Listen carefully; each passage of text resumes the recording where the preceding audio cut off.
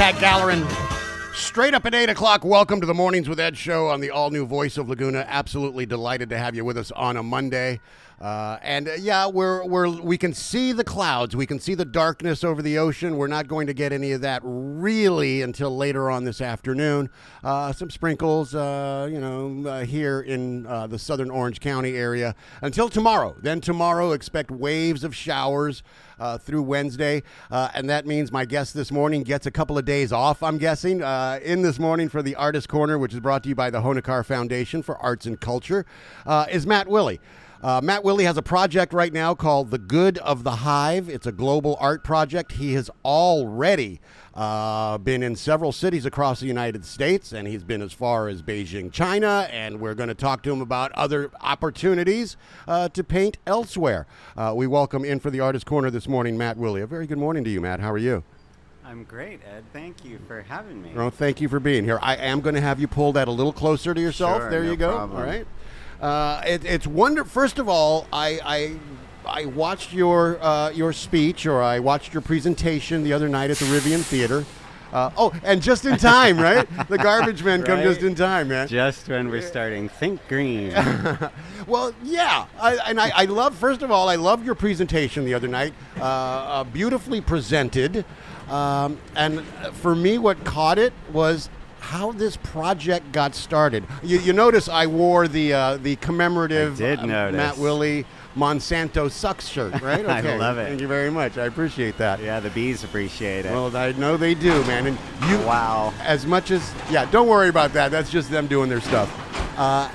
As much as I loved and appreciated bees growing up, and as a child, and even as an adult, you teach your kids, they're part of our world. You can't harm them. You always have to protect them, that kind of thing. I have an altogether new love for them because of what you had said the other night and your relationships with them. Tell us about that first bee that went into your apartment.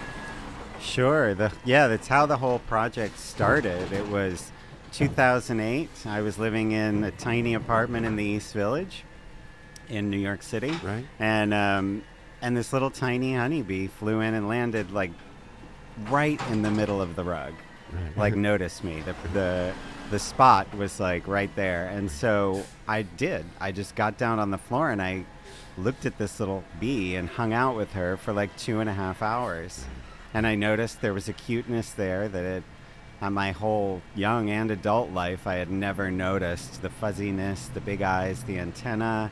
There was like a puppy-like thing. Right. And that got me. So I just ended up hanging out with what felt like a little puppy. Right. And the relationship between me and bees began. Right. In that moment, in that extended moment, I heard this voice that was like, this is just about change, another form of change. Right. And I was like, what's that about? So I just got even more curious. Yeah, and the story goes on from there. And you had been painting, clearly you were an artist before this bee flew in. And yeah. What kind of work were you doing before this bee flew into your life? Yeah, before I've been blessed to be able to just paint for my entire career. Right.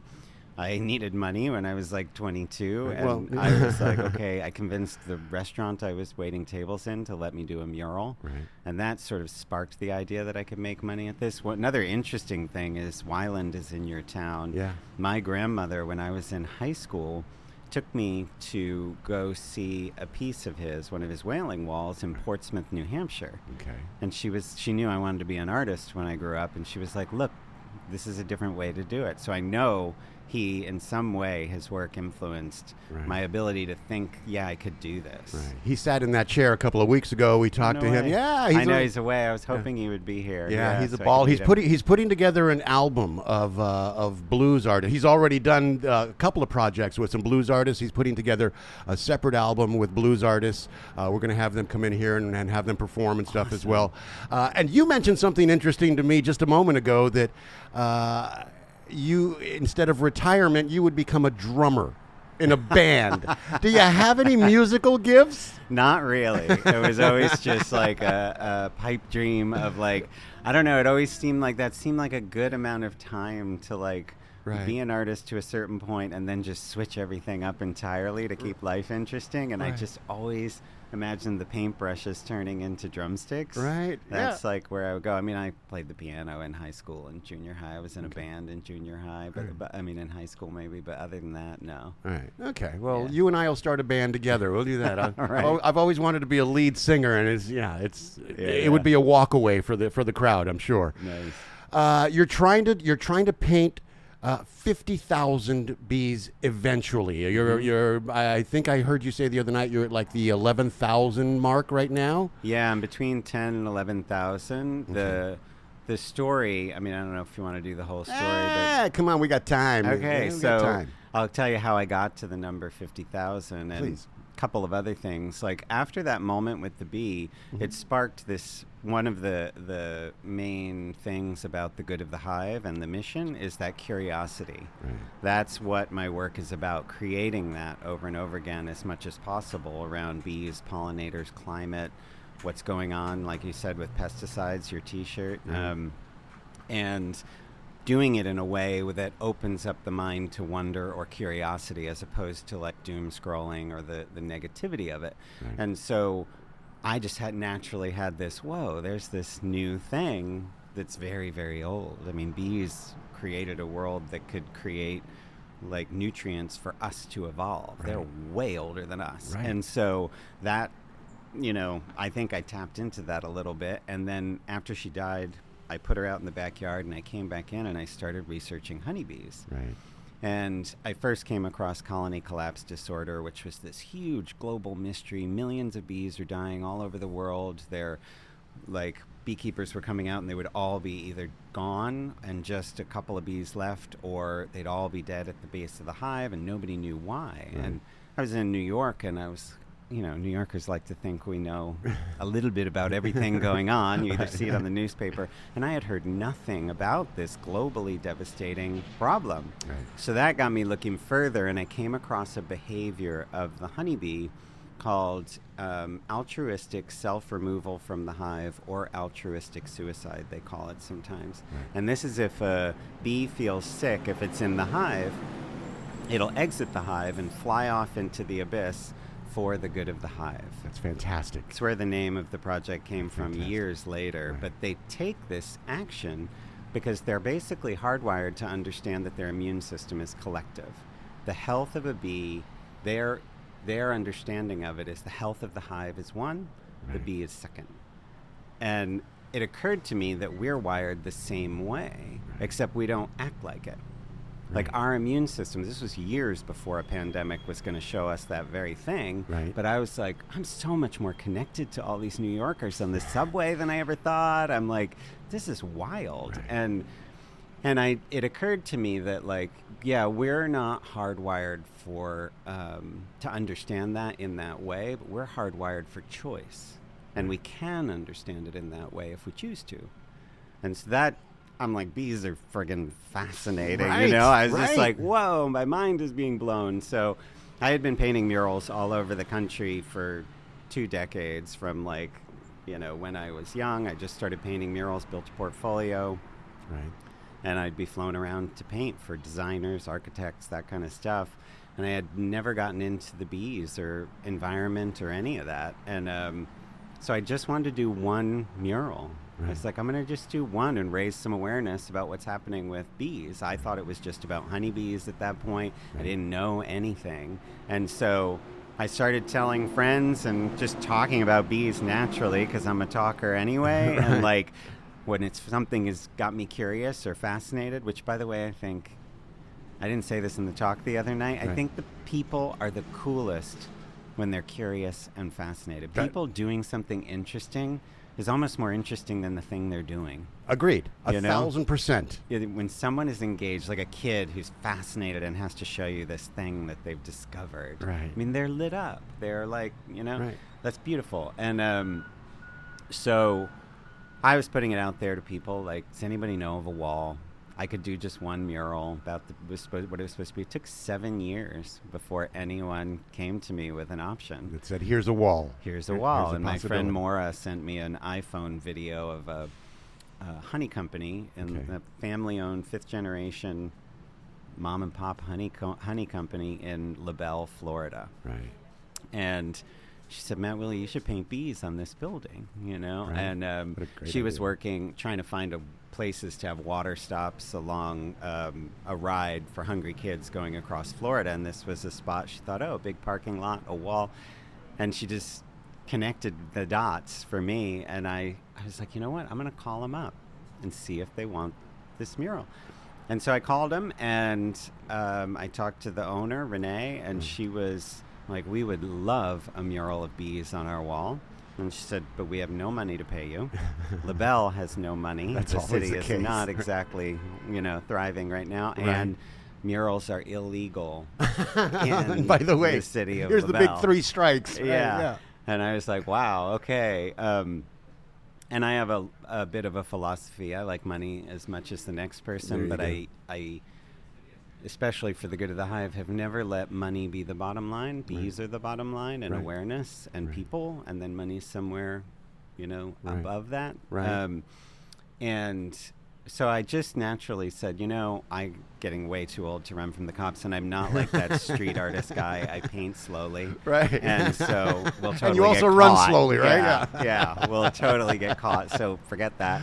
But I said, if you get the law changed, if you Right. guys can handle that piece, forget about the money. I'll figure it out. Right. Oh, that's And then- very cool. Yeah, and we had a nice conversation, and I hung up the phone thinking they were never going to call me back, Right. and went about my life. And 2 months later, she called me back and said, we got the law changed. When are you coming? There you go. And it turned into a passion project. Yeah. Because did she say, well, we've also got money for you? No. Well, there you go. So that became your passion project. And I had done, back in the day when I was younger, I used to put up those signs, like where you would rip off the phone number on the bottom, you'd Yeah. tear off, and Yeah. I had signs up all over Washington, D.C., different places, like I'll teach your kid to paint, I'll paint your hallway ceiling, when I was like in my early 20s. Right. And I just did that online. I put up a thing without the piece to rip off, but with my, email and phone number. Right. And I set it up. It wasn't a real crowdfunding or anything, but I just set up this page and called it the Good of the Hive Project. And it was going to be one mural. Right. And I asked some friends and family if they wanted to donate some money. I got like $500. Okay. So I had like gas money. I had moved to Asheville, North Carolina at that Right. point. It's a different story. But, and I hopped in my car with $500 in gas money and went there. And when I got there, that was when the magic really started to happen. And I couldn't not see what was going on. First of all, somebody put me up in their RV for free for 10 weeks. Wow. Restaurants in town were giving me free food, free salad bar as much as I wanted. The coffee shop in town wouldn't let me pay for a cup of coffee. They were bringing me breakfast, and on the job site, I don't even eat breakfast, but that was there. And people, local beekeepers, started dropping off jars of local honey. Not the place I was working necessarily. Right. They were helped out a little. I think they put in $150 or Right. something like that at one point. But the honey was to people sell? were just sitting there. Yeah, it was to sell for there would be a Post-it note on it saying you could probably get $20 for this, because they probably knew I had no idea what to sell some honey for. And I started doing that, and there was just some people were coming together around this. And I also noticed that a lot of things were happening as I was starting to paint. People, I would turn around, it was a pretty big wall, and I would be up on a ladder, and I'd turn around and I would see two very different people, maybe like a 20-year-old young woman with tattoos and piercings standing there talking to like an 80-year-old farmer in his overalls. Right. But I would see their body language. You were talking about body language and your gait earlier on the Right. show. They were just nodding and facing the same way. There was an agreement. They were pointing and looking and nodding. There was kind of a hive connectivity with them. Yeah. Right. That's yeah. pretty cool. Yeah, and there's this part of the philosophy of the Good of the Hive, and that I didn't even know then, because I was a private painter. I never really did. I did big projects, but I didn't. I was never aiming at having a public watch. Right. This part was brand new for me, Right. and so I started. Does that change how you paint? Yeah, it Okay. changes your mind. I had to wrap my head around a lot of that. Okay. I'm giving a talk at the art museum on Saturday, Right. and at 6:00 on Saturday Okay, night. yeah, well- Still some open spots, I think. But Very good. nice, Very good. right? You're good at this. So I'm going to be talking about some of that process as an artist, of Right. that change, Right. of having to be a spectacle and a performance at the same time as just painting. Right. Because my career prior to that was totally private, climate controlled. I'd have a client, but then we'd reveal it after I was done. Right. This was like watching me paint, Right. and I'm found myself saying things like, well, it's not done yet. I'm going to fix this. This is going to be like almost making excuses because I wasn't used to people seeing What my you were mural doing. half dressed. Right. It's like I was waiting for them to see the whole outfit. Right. And you were used to the rest of your life. You were used to people seeing your finished product, Yeah. but not the process of how it's made. yeah, Yeah, and watching that the is sausage very being made, yeah. uncomfortable. It tweaks the perfectionism. Right. I'd been developed a little dysmorphia around it because people start saying what they're seeing, and then you're like, oh, I wouldn't even have seen that. Right. All of a sudden, you're seeing it and can't unsee it. Right. So it's just a very different animal, no pun intended, than I had done in the past. And that's been beautiful over time, but super uncomfortable. Right. And that's part of like one of the main things of the good of the hive is I stand there like with all of what's going on with climate, with pesticides is a perfect example because there's such battles going on. Right. Here in town. Here in town. Yes, Everywhere, right. from a national, international levels and Right. local. And when people get together and argue, it like creates sparks that push people away. Like they are just, when a finger is pointing at you, you're going to put a finger back up at somebody who's pointing at you. Right. When I stand Usually there- it's not this one. Yeah, exactly. There's various choices Various again choices we have of- for yeah, fingers. yeah. And so I would stand there with my back to the viewer just Right. painting. Right. So there wasn't me looking at you or pointing at you. So people could, a science teacher at one point noticed, she said, yeah, it's beautiful because people can come to the work on their own terms Right. and in their own time frame. So I'm just there for however many weeks painting, and people get to come and just, some people are shy. They don't really want to talk to me, but they want to see what's going on. Right. If I turn and start talking immediately, they'll shy away. Again, So- you're bringing up the curiosity factor again. There Exactly. you go. And it's grim it's kind of like being in New York and there's a guy standing on the edge of a building. Right. You know, and you're like, everybody's gathers to watch, you know, but it's a little less harrowing than that. Right. I grew up I grew up in the Bronx, or I'm from the Bronx. Oh, no Yeah, way. I'm from the Bronx, and when we would see a guy standing up, we'd go, jump! Jump! Yeah, like that's just the meanest thing It's sometimes. just the meanest, but like I didn't realize that would be a spectacle. And Right. I was like, okay, well, how do we use that Right. to raise more awareness? Right. And you choose your moments to talk. You Right. choose your moments, and people gets that curiosity going, which I think that's the best tool we have to Right. change our relationship to the planet. So, as you're painting, and you had already developed your own curiosity, so you obviously studied a lot about bees, and you knew more than the average person about them as you're painting them. Did you turn around and try and make it an educational thing at any time, or would that be dictating to them their thoughts? Yeah, I like. It depends. Like Okay. I try and do at least 1 to 2 schools a year. That Okay. was the thing. Right. And focus being more educational on those experiences. Like I just go and talk to every classroom. I Right. still tried to make it personal. Right. You know, but then other ones, no. I would really like to let the mystery be there. And I would always talk to people. And people started asking me to come and do things like radio shows or Right. you know, and Right. interviews, and then none of this was my wheelhouse. I think I said this in the talk the other night. It was my goal. Like I loved being an artist because I didn't have to talk in front of people. Right. And the bees had this other idea, like it's a part of it, and so it was a part of my own personality I had to develop, and realized at one point it was like it's always been there. I was tamping it down. I actually enjoy connecting with other people on a radio show like this, or yeah. So have you grasped how important it is? I mean, yes, I'm sure that you're modest. And you were modest the other night when you talked, and you're modest even here off air. You're quite modest. Have you grasped how important what you're doing is? I mean, important is a strange word. Okay. Like, there are certain things that I think are important. Like, we're painting on the water district. Water is really important. That was one of the things that really drew me to being here. But the education of the bee population, the education of people about the bee population, I would have to say is equally important. They, as you mentioned, thousands of years ago, started our agriculture. Yeah. You know. Yeah. There is a definite importance if you look at it from that, yes. Right. And I feel like it's funny because the way I view all this is like a hive. In a beehive, okay, new information comes in from the landscape locally. They're about 3 mile radius, right? Like a honeybee hive, they know everything going on within 3 miles. Right. And I think they know even more than we know they know. Right.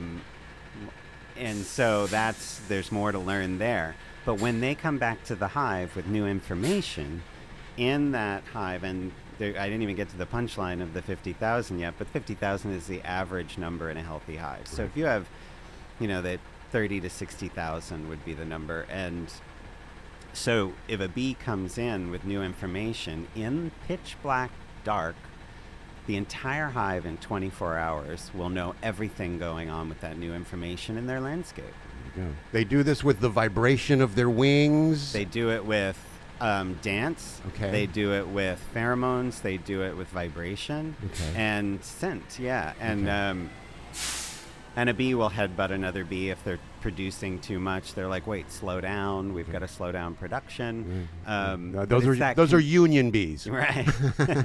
But it's all about balance, and they're always trying to balance with the landscape. And if there's two things I would say we really need to learn from the bees, it's communication skills. Right. People are terrible at that. Bees are way better at communicating than we are. And that alignment with the landscape around us, locally, globally, like however you look at your yard, Right. out to your community, out to your town, out to, your state, your country, and then bees, lines in the sand mean nothing. When are we going to figure that out when we're talking about a planet's health, Right. So that's what I love and can keep thinking and talking about bees because they're us. Right. Like, for me, they're us. They're a symbol. I say this all the time when I'm talking to a group, if I'm standing in front of the mural, Right. people are seeing bees. I'm like, these aren't bees. That bee can't sting you. It can't pollinate. It can't do anything. It's a symbol. Right. And symbols for humans are, just pick one. Right, They exactly. are really powerful. Exactly. And I was like, well, this puts a positive symbol out there on walls. And then the part of the mission is that, okay, somebody walks by, they see these bees, they're thinking about it. The beauty of the bee is that they're everywhere that humans are. Like, you can love dolphins, you can love animals that are in the sea, but you have to go to them. Right. The bee will come back and land on your nose. Right. And you pay attention in that moment, so you're reconnecting and you're maybe remembering what the good of the hive is about. Right. So you bring up a great point. So that very first bee that flew into your apartment that you spent a couple of hours with, and then it passed away. Mm-hmm. And I heard you mention the other night that as you paint on occasion, you're surrounded by bees. They're literally swarming around you, and have you had another personal relationship with a bee that landed on you since, and did you see them differently from that first moment? I mean, I've spent as much time as I can. I'm not a beekeeper. Right. I'm not a scientist. I always say that. I'm a painter and an activist and conservationist. Right. I'll own that one. Right. But as much as I can, if people are like, oh, come do a hive dive with me, I'm like, heck yeah, Right. I'm there. Right. And I go and hang out with the bees. And if, I've done projects that had beehives, and I'll go and sit and meditate amidst, 10 hives Right. and really feel what they're about. And there's so many different philosophies around beekeeping. There's the commercial side, there's the pollination side, there's the spiritual side, Right. there's the bee perspective beekeepers that really aren't about the honey at all. They're really about the hive and understanding a relationship between them. there's many different schools in that, and I'm more just, I love being around them energetically. Right. I've never been stung, and That's I amazing. sit in the middle of 250,000 of them at times, and it's about aligning with them. Right. If I'm just, they know. They know vibration. They know fear pheromones. Right. They know they will react to aggression, and fear is the same as aggression pheromone-wise. Right. So, like, if I'm scared when I'm there, Right. you know, You're going to get stung. Yeah. More than likely. yeah, Right. and I think they become such a great symbol again, because life is like that. Right. Where, life does sting sometimes. Just, Well put. Yeah. Do you feel, and this may be my out of left field question, but as you sit in these moments where they are around you, do you feel a symbiotic relationship and that they know that you love them? I don't know. Okay. That's more in my imagination, and I Okay. like playing in that space. Like if I'm up on a ladder. Imagine I'm in North Carolina. It's Right. like summer or something, and I'm getting a swarm of no-see-ums are just like going in my ears, up my nose, in my eyes, and I'll just start talking to them. I'll be like, "Okay, girls, I got a lot of work to do. I'm here to help. If you guys could just chill, Right. And I build that relationship. I Right. do it with bees. I love wasps. I Right. love the wasp's nest up on a building, because they'll look you right in the eye. They look like tiny dragons. It's Right. all about looking closer. Right. That day that I looked closer at something I'd never seen before, and it'd been around me my whole life. How are we looking at the person who's been around us our whole life and seeing what they've never shown you? Right. This, You know? this conversation, man, is better than I could have ever imagined. And we're just getting started, by the way. We're talking to Matt Willey with the Good of the Hive and the Global Art Project. If you missed any portion of this so far, you can catch it on the Voice of Laguna website. It'll be up on the podcast page later. I want to talk to you about the project here in Laguna Beach. The first person to reach out to you, or you reached out to someone, how did it get started, and the idea for the mural itself? Yeah. Well, first, I think it was Nancy England, a Okay. longtime local Okay. resident here. She was the president of the Laguna Beach Garden Club Right. back, I don't know when her reign ended, but it's now Jane Leary. But She was the queen bee for a while. yeah, but back, I think it was fall of 2022. Okay. They flew me out here because I don't know whether they were on my website or saw my TEDx talk or something, and they're like, "We want to have you here to speak at our opening meeting for the season for the garden club." And so I just flew out I was like, twist my arm, come out to Laguna and go for a jog on the beach and do a talk. It was great. And I hadn't really done a lot of that. I do a lot of talks while I'm painting. Right.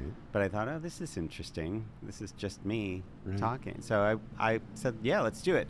And I came and did that, and it went really well. It was like the bees talking to the flowers, It's just that room was filled with so much love. Right. It was dripping like honey off of all of us. Oh, beautiful. And because I can get nervous, I'm not trained to do what I do. I just get up there and I share stories about what I'm doing and what I've learned. Right. And so after that, they were like, we're going to bring you. We're going to find a spot for a mural in Laguna. And I was like, awesome. Let me know. And I usually book about a year out at this point. Wow. And Congratulations. thanks. That's good. Thanks. It's clicking along. Right. It's the film. There's a whole thing happening. But they took them a while, Right. but they found a wall, partnering with the water district here in Okay. town. And so the only request was that I incorporate water. Okay. And I hadn't done that either. And a lot of the pieces have been based on behaviors of the bees. Right. Like swarms, or, the way they might operate like a court around the queen in a hive. Right. And I'd take a piece and like focus on that and tell a story from it. But this was like, okay, from the outside. And then you guys ended up having all these rains right before I came. So it's even more something about the water right now was bees were like, yeah, pay attention to water, Matt. Share about what's going on with water and carry that message. And one of the things, it's funny because that bee on the floor of my studio that died, if I had known to give her a little honey and a little water, she might have lived. Oh. I didn't know anything Wow. at that point. Okay. I just was like, oh, there's a bug dying on my floor. Right. And she wasn't flying around and freaking me out because she was appeared sick to me. Right. So she was just walking really slowly, but I didn't know how to heal a bug. Yeah. And so I now know that might have been an answer, and I have done that since. I'll walk along the shore here in Laguna Beach, and I'll sometimes see a single bee dying on the sand, and had no idea that Yeah. I'm going to start walking around with Yeah. water. They might and just be honey. dying. They live short lives, but Right. they also might just have gotten too far, or it started raining, and then it stopped raining, and they, didn't make it How long quite. do they live? Honeybees live like 3 to 6 weeks. Okay. Except in winter, in places where they overwinter. They don't always do that because if it's warm all year round. Right. Like in New England, they overwinter. They'll live 3 months. Right. Oh, wow. Isn't that trippy? That They'll, is trippy. They'll change how long they live at certain times. It's amazing. More magnificent every moment, I'm Yeah. telling you, man. You did an exhibition, you did a mural in Beijing, in China, and you did it on the embassy wall. Well, that was a little bit of a different project. There Okay. were 3. That was a group show Okay. called Art for the People. Right. And it was, I think, 16 or 18 American artists. They asked us, everyone doing like environmental public art. Right. And so we couldn't go there. It was COVID. Right. So they blew them up billboard size and wrapped the entire embassy in images. So I had every side had one of my murals on it. Okay. So it was 3 giant billboards. And for me, and so the idea was that the citizens of Beijing could see over the wall and see all this art because public art is illegal in Beijing. Wow. And for me, I was like, whoa, from that one little bee on the floor to they're up on these walls at the American Embassy. And I'm now talking to the embassy about coming and doing a permanent piece this fall. Something, and I really have asked whether they can swing it or not. I don't know, but I've asked that it be a collaboration with a Chinese artist. I would Okay. love to have 2 artists in these very different cultures. Again, the connectivity that you Yeah. have seen, you desire in your own work. I Yeah, love that. yeah. So, the hives that you create are a metaphor, really, to the bees in our world, and Yep. I'm struck by that. Tell us a little bit about Xander. Xander. Xander, Oh, interesting. please. You did your homework. Xander. I was that kid in school, Yeah, man. I were really you? was. Yeah. Yeah. Xander was this kid in Carborough, North Carolina. He lived a block and a half from this mural I was painting on the fire station. Right. And the fire station was really interesting because the chief at the time was female. And so there was all these queen bee metaphors everybody was talking about. And it was that project was one of the first ones to jump on when I did this mural in LaBelle. And then I was like, the longer story, if we tell it later, like, didn't know if I could get there. Didn't know if I had this idea that there was more than I was doing just here. This project could go further. And then I was like, well, anybody want some bees on their wall? And it was actually Bee City USA reached out to a bunch of their bee cities, and Carborough was this one that reached out to me and said, we've got like 7 options, like come and check it out. Maybe we'll do a project. And so, a year and a half later or a year later, there I am doing that project. And there's this kid, Xander, who lives in a block and a half away, and he's just on his way to school to and from, and he'd chat me up, and I could tell he was just interested. He was 11 at the time? Yeah, he was like, I think he was like 11 Okay. or 9, I can't remember. Just a kid. Right. And I think I either gave him a T-shirt or so then picture this, I'm now in Nebraska. I'm painting the roof of a barn, and with like 25-foot bees. And I see on Facebook that Xander has to get a cochlear implant because he's lost 80% of his hearing. Right. And his mom was trying to make it fun. She's like, can we maybe pick the different colors? You know, she's trying her best to make this really crappy situation As good cool as possible for his right? kid. Yeah. And I just got this hit. Like, I texted, I DM'd her on Facebook and just said, I think that might be a cool thing to paint a bee on. It's just like this little circle above the ear, Right. and then there's a surgery that connects it, and you get like 80% of your hearing back. Right. I didn't know much about it at the time, but I said, what if we painted a bee on it? And I know Megan was just like, this is super cool. And she told Xander, and Xander was like, oh my gosh, this could be like me being like an advocate for the bees, because people are going to ask about it and it's going to pull all this attention, and he can sort of say, yeah, this bee is about this thing. I'm just a normal kid who's got a hearing aid, but this bee, I could raise some awareness. That's so cool.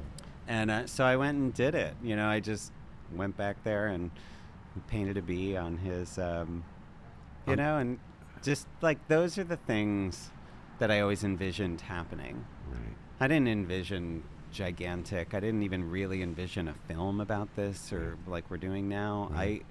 I pictured those little connections. I believe in that. My job, as I see it most of the time, is to stand and paint bees and start conversations with human beings that usually start with bees because I'm painting bees. Right. But it's about, like we said it before, what the hive represents, that connection. It's not really about bees.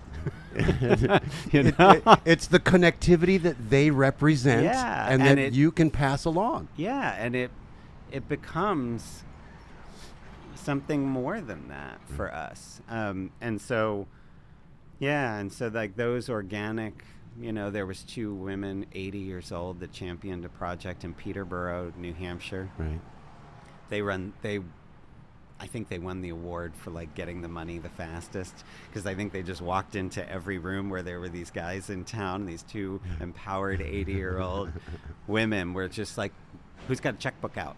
We're bringing Willey to do this thing, and they were like, just trust us, we're doing this. Right. And I love old women. yeah, and then they just started a nonprofit to do it that was about raising awareness about bees in their area. Cool. They were doing education at schools. They were doing tours of gardens that they were creating, and it was spearheaded by this idea to come and paint bees in town. On that project, I had them put one solid table out that went, I don't know, it could have been, I'm not good with measurements, maybe 50 yards.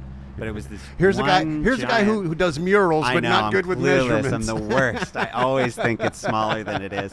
And then I get there, I'm like, whoops. But we set up one giant table and said, Right. bring food. And people who had lived in the same town for 20 years were meeting Right. that they'd never known For the first time. for they're- the first time. See? And it was like those kinds of things. I've thrown some dance parties where we, I brought a hip hop guy to like put him on the roof by the bees, and started playing with his band, and different things that just bring the community together. So, with a larger sense of purpose and maybe an ability to reach more people, tell us about the film. Sure. Yeah, this started since I began this thing. If there's like stress that's happened, like from probably the second mural, or the You're at 49 murals now. Is that yeah, I is think that the number? This is the 50th. So Laguna Beach is our project. 50th project. I look at it as projects. I think it's the 39th mural, and then I Okay. do installations. If Right. there is significant enough installation, I count it, because Okay. it's a ton of work. Yeah. It's Yeah. and I got to get to 50,000 somehow before like I'm 300. So Right. I'm adding some things in here and there, but I just lost my train of thought. No, that's okay. That's Where were okay. we? I went was too talking about far. the film. Oh yeah, the film.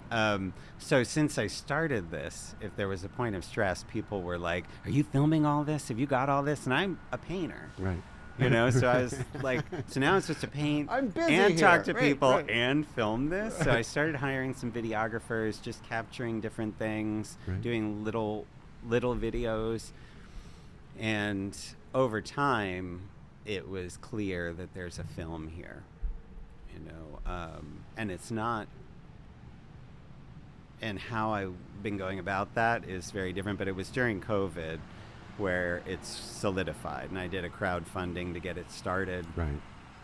And it's been a process. Ask anybody who's making a documentary film. Right. It's like going into a cave with a flashlight and seeing what's there. It's not like beginning, middle, and end. Right. You're looking for the right pieces to tell the story. I certainly have enough footage at this point, but now I'm producing, directing, and it basically tells the origin story of how this happened, my story of what happened with me before I met that bee, Right. that maybe I was open enough to hear something. Like that piece is in there, which I don't usually tell. And then it moves through, follows me through that that idea of that one bee on the floor and starting this one paintbrush to now doing like 7 collaborations with people. And how does that work? How do I lean into really practicing what I'm preaching? Right. I was taught in art school, like they told us day one, we are going to flunk you out if you join a fraternity or you join a sports team, because we're training you how to be an artist, and that means facing a blank canvas alone. Right. And I loved that. That was my dream back then. But with the bees, it's like, how are we connecting around these difficult things, like making a piece of art together? Right. And what happens when you do? That's a big part of what the film is about. And these amazing, beyond amazing people I've met. And how, the only other thing about it is, like, I really hope the film shares how the bee is this creature that isn't bound by race, gender, nationality, political affiliation, none of these things that separate us. So everybody really has an entry point through the bee.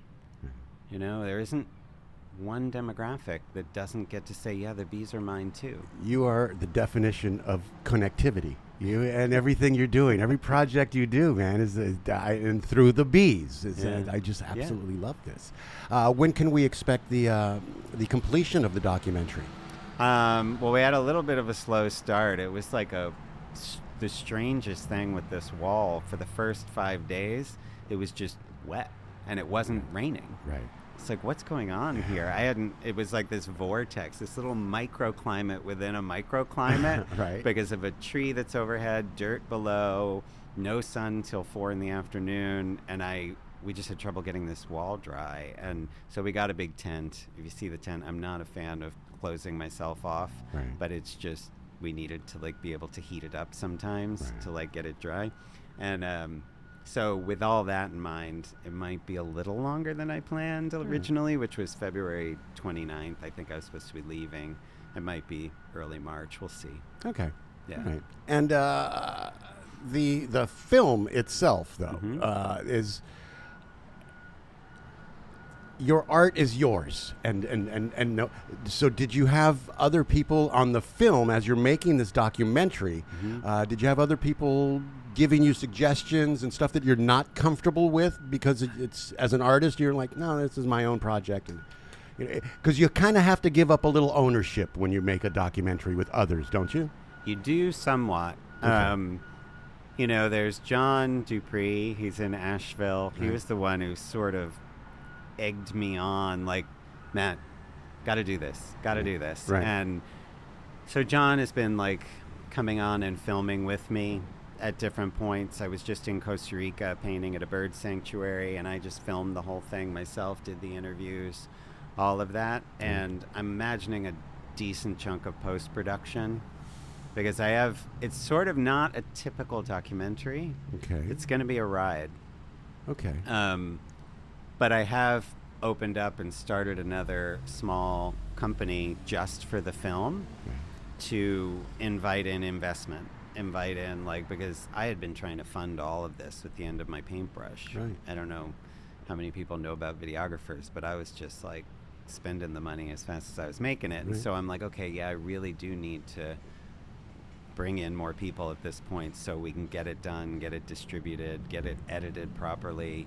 If we need animators, if we need all those pieces. but yeah, so now more people are starting to come in, and it's getting exciting for sure. Yeah. Excellent, excellent. Yep. So before I let you go, as you're doing the mural here in town, are you welcoming people to come and watch you work? Oh, absolutely. Okay, all right. Absolutely. I love it when people come by. That's the whole thing. And there is a tent there if you're listening. Just pull the flap up on the side and say hi. Some days I'll have it rolled up if it's nice. But definitely want people to come by and just say hi.